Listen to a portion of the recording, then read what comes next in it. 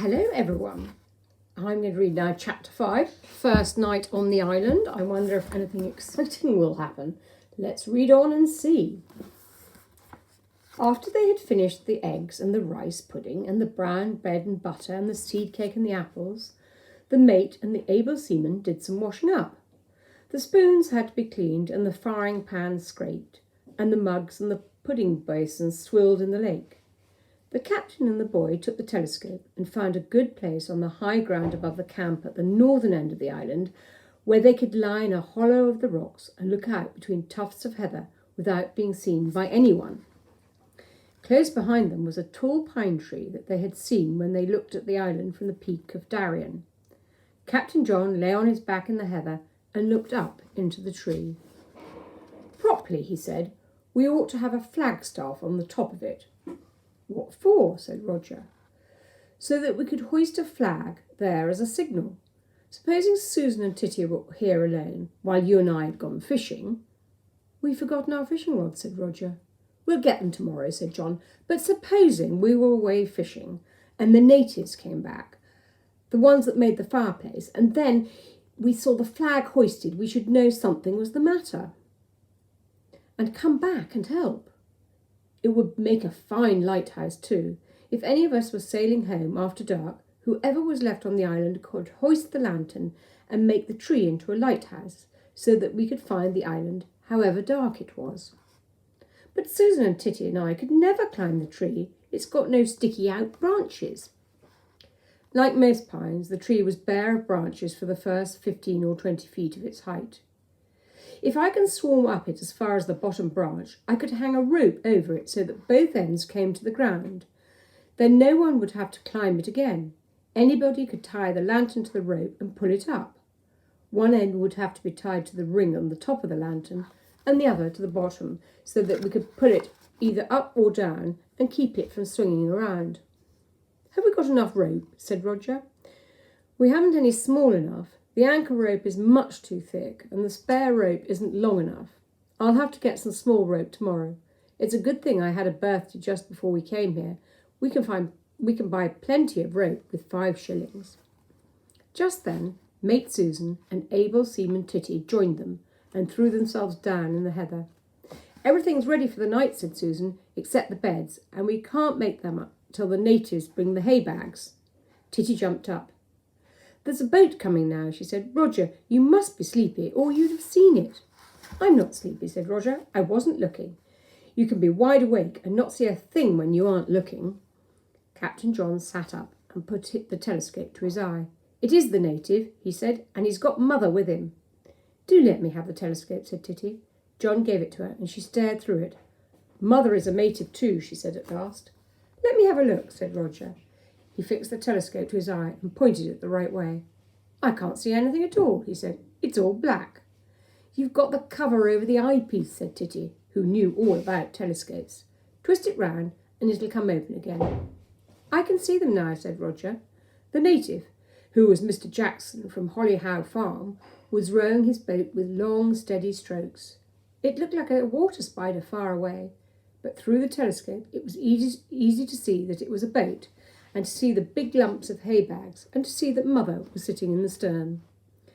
Roger and Titty took turns with the telescope as the boat came nearer. The captain and the mate went down to the camp to make sure that everything was ready to show the visitors. The captain put his tin box, the big one, against the back of his tent in the middle. He took the little barometer out of it and hung it on the fastener in front of the box. There was nothing else in the tent, so that it was very neat indeed. Titty and the mate had made their tent much more homelike. In the middle of it were the biscuit tins with food inside them. These tins made 2 seats. Then at each side of the tent, where their beds were going to be, they'd spread out their blankets and folded in tops on them. The cooking things were neatly arranged in one corner, just inside the tent. Outside the tent, on the rope on which the tent was hung, 2 towels were drying. Captain John looked in and then went back to his own tent and spread his and Roger's blankets in the same way. They certainly made the tent look more as if it had been lived in, and after all, it would be no bother to put the hay bags under them when they came. Mate Susan put a few more sticks on the fire to make a cheerful blaze, Then they went back to the others. The natives will soon be here, said Titty. Shall we show them the harbour? No, said Captain John. You never know with natives, even friendly ones. We'll keep Swallow hid. It isn't as if Mother were by herself. Besides, said Susan, they're bringing the hay bags and the landing place is close to the camp. It'll be much easier to carry them from there than through the thicket to the low end of the island. All the crew of the Swallow stood up and pointed to the east. Mother, the female native in the stern of the rowing boat, pointed between the island and the mainland on the eastern side to show that she knew what they meant. She said something to the native at the oars, and he glanced over his shoulder and, pulling strongly with his left for a stroke or two, altered his course. They were passing the head of the island. Roger had already run to the landing place. The others of the Swallow were close behind him, and when the native ran his boat ashore, the whole ship's company were on the beach, ready to help him pull the boat up. But what have you done with your ship? Asked Mother. Where is the Swallow? Awala kala, koala, koala, koala, said Titty. That means that we can't possibly tell you because you're a native. A nice native, of course. Burabombi jobba bombing, said Mother. That means I don't care where she is as long as she is all right. She's in a splendid place, said Captain John. Shall I interpret for you? Said Titty gently. As a matter of fact, said Mother, the female native, I've picked up quite a lot of English, what with talking to you, but I'll walla calla walla instead if you'd rather I did. If you know English, there's no need, said John. Glook, said the female native. That means, all right. Now I hope you're going to let the natives see your camp so that we can help to carry up the hay bags. Mr. Jackson, the farmer from Holly Howe, had taken all 4 hay bags out of the boat. He was a very powerful, strong native, and he picked up 3 of the hay bags together and hove them up on his shoulders. John and Susan carried the 4th. Roger took the female native by the hand, and Titty showed the way to the tents. Well, you've got a lovely camp, said the female native. Isn't it? Said Susan. Would you like to come inside this tent? The female native stooped and went in. Mr. Jackson dumped down his hay bags. Come on, Roger, said John. Let's get our tent all ready before she comes in. John took hold of one end of the hay bag. Roger helped, and between them they pulled first one and then another hay bag into the tent. They put one on each side of the tent, punched them and shook them until they were fairly even and covered them with their folded blankets. Then they lay down, each on his bed. Meanwhile, Susan and the female native were making up the beds in the other tent. Mr. Jackson had gone back to his boat. Presently, the female native put her head into the captain's tent. You look comfortable enough in here, she said, but what are you going to do when it gets dark? We ought to have brought 2 lanterns, said John. I forgot about that. We've only got the big lantern for the whole camp. I brought you 2 small candle lanterns, one for each tent, if you promise to be careful with them and not set the tents or yourselves on fire. Where is the oil for the big lantern? Just outside the tent, said John. You ought to keep it in a safe place, well away from the camp and from the fire. Just then the powerful native, Mr. Jackson, came back with another load from the boat. Come along out, said the female native. I'm not going to stop here now because Mr. Jackson must be getting back to his farm, but there are several things to be settled. First of all, about the milk. There are no cows on your island, so you will have to go to the mainland for milk.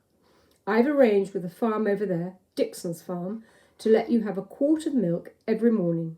If you want more in the evening, Mrs. Dixon will let you have it. But every morning you must row over there to bring your milk.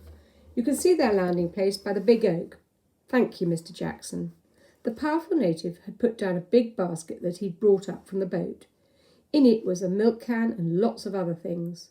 The female native began taking them out as if she were digging the presents out of a bran pie. Here is the milk can for you, she said, and mind you keep the milk as cool as you can during the day. Keep it out of the sun, and do remember to wash the can very clean before you take it up to the farm for more. Then, for tomorrow, I brought you a meat pie Mrs. Jackson cooked today. You'll soon get tired of living on corned beef. Pemmican, said Titty.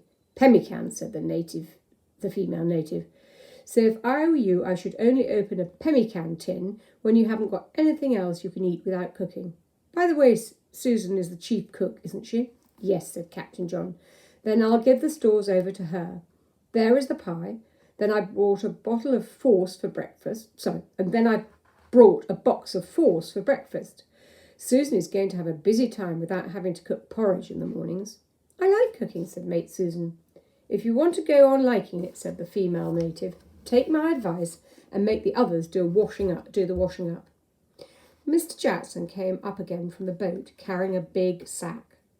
Mrs. Jackson has been good enough to let you have your pillows here, said the female native.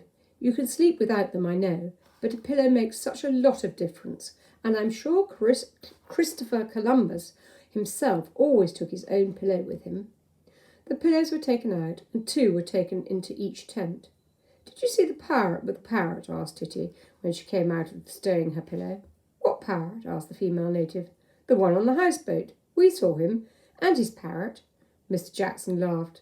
So that's what you call him, he said. I dare say you're right. I saw the houseboat, said the female native. It's Mr. Turner, said the powerful native. He usually lives on the houseboat in summertime. This year he won't let anyone go near him.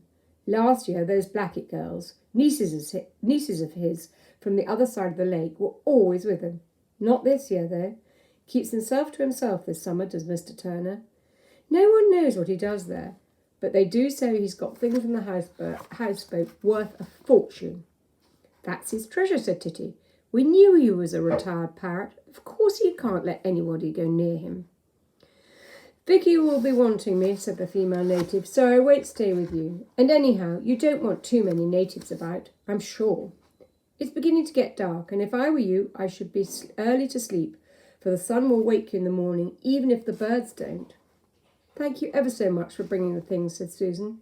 Especially the lanterns, said Titty. Look, look, look, said the female native, as she began to walk down to the landing place. No, I think I won't have any tea, thank you. You've had yours, and the day is nearly over. Oh, she added, there's one thing I'd forgotten. She went for a moment into the captain's tent and came out again smiling. Then, as she walked down to the boat, she said to John, I'm not going to keep on coming over to bother you. You don't bother us, Mother, said John. I'm not going to anyhow, but I'm going to ask you to let me know every 2 or 3 days, or oftener if you like, that everything is all right.